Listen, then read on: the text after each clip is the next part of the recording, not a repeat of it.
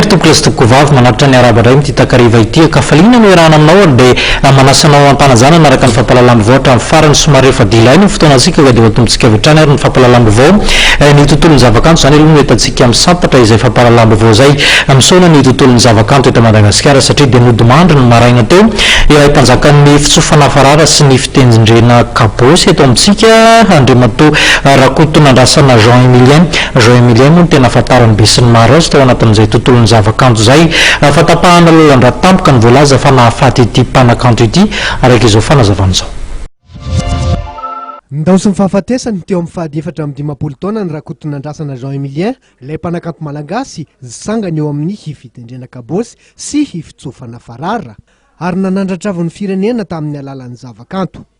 Nodimandry io maraina tokony tamin'ny 4 oratany hoany i Jean Emilien vokatry ny AVC araka ny fanazavana nomen'ny havany.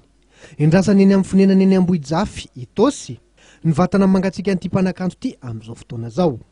Maro ireo mpanakanto tonga namanga ny fianakaviany ary nanome voninahitra farany an'i Jean Emilien. Isan'ny tsikaritra teny atoerana ohatra ny hitarika Bobo Mavanina sy Tselonina. Tonga teny atoerana ihany koa ny Italiany Omda. Atao veloma farany eny amin'ny lapan'ny fanatanjahantena sy ny kolontsaina eny Mahamasina ny vatana mangatsika an'i Jean Emilien rapitso alakamisy mialohan'ny hitodiany mianatsimo dia any Fianaratsoa izay isan'ny nanaovany fampisehoana betsaka tokoa ny zoma ho avy zao. Ao Ambalavao ho tsieny Paris kosa izy ny sabotsy ary izay na ho tonga amin'ny alatsinainy any Sendrisoa Ambalavao tany misy ny rainy. Efa nazo ny medaly volamena no izy tompon-dakeran-tany amin'ny farara sy kabosy i Jean Emilien ary efa nasandratra ho Chevalier de l'Ordre National Malagasy.